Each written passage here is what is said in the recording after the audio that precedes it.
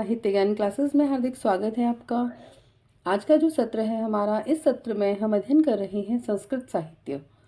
संस्कृत साहित्य से one liner प्रश्न हैं और ये सभी प्रश्न यूपी, टीजीटी, पीजीटी प्रवक्ता परीक्षा के लिए महत्वपूर्ण हैं। तो चलिए शुरू करते हैं। प्रश्न और उनके उत्तर साथ में ही वन लाइनर प्रश्न है ये। और हिंदी साहित्य से संबंधित जो परीक्षाएं होती हैं, UP, TGT, PGT, assistant professor परीक्षा, एलटी ग्रेड परीक्षा, तो इन सभी परीक्षाओं में संस्कृत साहित्य से प्रश्न अवश्य आते हैं। तो प्रश्न है, महाकवि कालिदास द्वारा रचित कुमार संभव जो इनकी रचना है, इस रचना में किस रस की प्रमुखता है? कुमार संभव जो रचना है, इस रचना में श्रृंगार रस की प्रमुखता है। अगला प्रश्न है, कुमार संभव रचना में कितने सर्ग हैं? सर्गों से भी प्रश्न आते हैं कि किस रचना में, संस्कृत में कितने सर्ग हैं, कितने अंक हैं, कितने, है ना। तो इस तरह से प्रश्न भी बनते हैं। कुमार संभव जो रचना है ये महाकवि कालिदास द्वारा रचित है और इस रचना में 17 सर्ग हैं। कालिदास द्वारा रचित मालविकाग्निमित्र इनका एक नाटक है और इस नाटक में कितने अंक हैं? 5 अंक। दूत वाक्यम जो महाकवि भास की रचना है, महाकवि भास की प्रमुख कितनी रचनाएं हैं? 13 नाटक हैं इनके, इसमें 5 एकांकी नाटक हैं, 5 नाटक हैं। वो नाटक सभी 1 अंक के हैं, जिन्हें एकांकी नाटक कहा जाता है। काव्येषु नाटकम रम्यम, यह कथन किस कृति के संदर्भ में है? तो यह अभिज्ञान शाकुंतलम जो कालिदास की रचना है उसके संबंध में कहा गया है। अगला प्रश्न है, संस्कृत के किस कवि ने अपने लिए पद वाक्य प्रमाणिक विशेषण का प्रयोग किया है? तो यह भवभूति है। संस्कृत के किस ग्रंथ का आरंभ श्री शब्द से तथा समापन लक्ष्मी शब्द से हुआ है? वह तो ही महत्वपूर्ण प्रश्न है ये, और इस प्रश्न से बार बार प्रश्न आते हैं। पूछा जाता है कि संस्कृत का वह कौन सा ग्रंथ है जिसका समापन लक्ष्मी अंक से हुआ है या आरंभ श्री शब्द से हुआ है? तो यह किरातार्जुनीयम ग्रंथ है और ये महाकवि भारवी की रचना है। किरातार्जुनीयम ग्रंथ के लेखक महाकवि भारवी हैं। कालिदास द्वारा रचित अभिज्ञान शाकुंतलम नाटक में कितने अंक हैं? 7 अंक हैं। पार्श्वनाथ चरित के लेखक हैं वादिराज। प्रसन्न राघव किसकी रचना है? तो यह प्रसन्न राघव रचना है, ये जयदेव की रचना है। श्री कृष्णस्य दौत्यम महान नाटककार भास द्वारा रचित किस नाटक में संकलित है? तो दूत वाक्यम। उत्तरामचरितम का प्रधान रस क्या है? करुण रस। अष्टाध्यायी के रचनाकार महर्षि पाणिनि।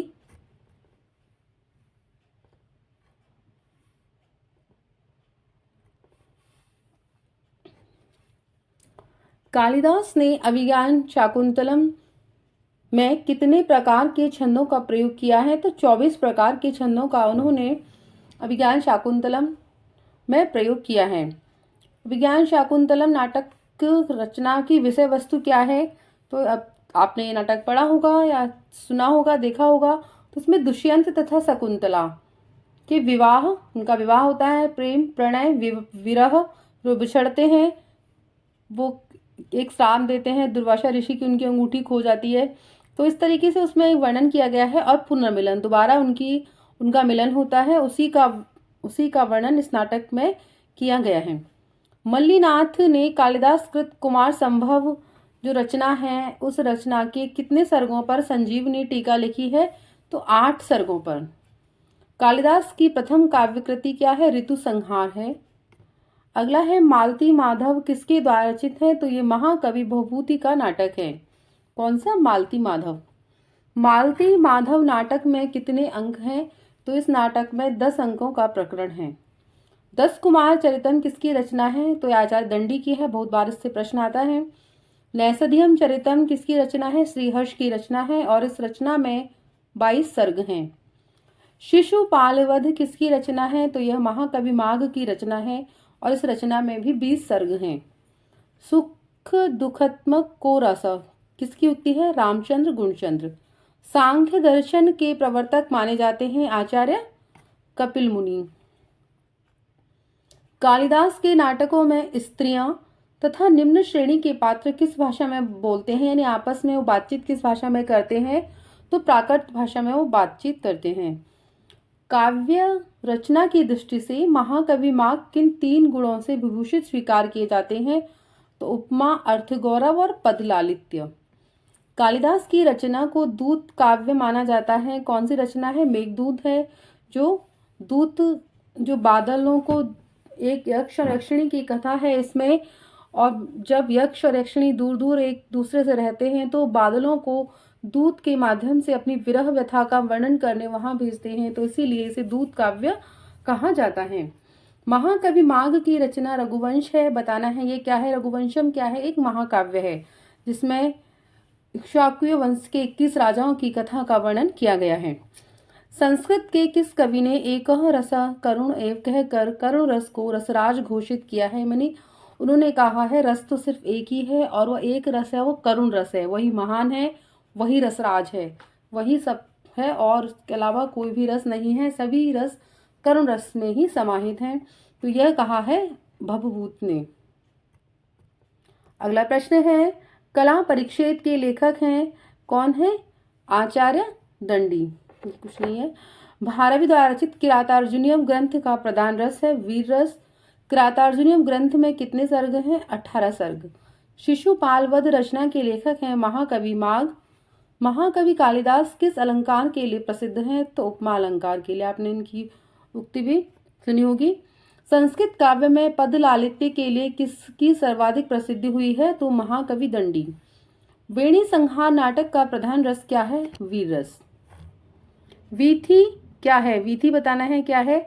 वीथी एक रूपक है और ये क्या है? नाटक के लिए संस्कृत में पारिभाषिक शब्द रूपक का प्रयोग किया जाता है।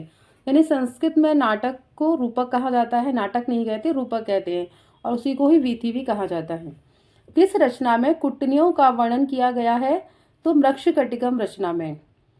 किस महाकाव्य को विद्वानों की औषधि माना जाता है? तो श्रीहर्ष की रचना है नैषधीय चरितम। अर्थ गौरव के लिए प्रसिद्ध हैं जो कवि, उनका क्या नाम है? महाकवि भारवी। उज्ज्वल नीलमणि रचना के रचनाकार हैं रूप गोस्वामी। मुद्रा राक्षस नाटक के रचनाकार हैं विशाख दत्त। संस्कृत के किस कवि के लिए घंटा विशेषण का प्रयुक्त हुआ है? तो महाकवि माघ के लिए। इनको घंटा माघ भी कहा जाता है। रंगमंच पर पर्दे के पीछे का स्थान क्या कहलाता है? तो यह वह स्थान कहलाता है नेपथ्य। कालिदास ने सुलभः कोपो महर्षि किसे कहा है? तो दुर्वासा ऋषि को कहा है। स्वप्नवास दत्तम नाटक के लेखक हैं महाकवि भास। भारवी की माता का क्या नाम था? तो सुशीला। महत्वपूर्ण है, बार बार ये जो महान कवि हैं इनके माता पिता, इनके परिचय से भी प्रश्न आते हैं।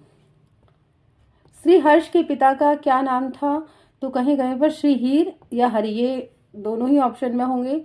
अगर हरि नहीं है तो हीर होगा, हीर नहीं है तो हरि होगा, तो आपको यही सही करना है। किस कवि की वाणी को नारिकेल फल के समान कहा गया है? तो महाकवि भारवी। वहाँ जिस तरह नारियल का जो फल होता है वह बाहर से बहुत कठोर अंदर से मुलायम होता है, इसी प्रकार महाकवि जो भारवी हैं उनकी वाणी कैसी है? देखने में तो उनकी वाणी सुनने में तो ऐसी लगती है कि कर्कश खराब, पर जब उसका हम अर्थ निकालते हैं तो वो वाणी, उनके अर्थ, उनके काव्य का अर्थ बहुत ही सुंदर और आकर्षक हैं। भगवान राम की जीवन से संबंधित जो नाटक है वो कौन सा है? महावीर चरित्र। राजशेखर के नाटक का क्या नाम है? बाल रामायण। तो आज के सत्र में हम इतना ही अध्ययन करेंगे। वन लाइनर प्रश्न है।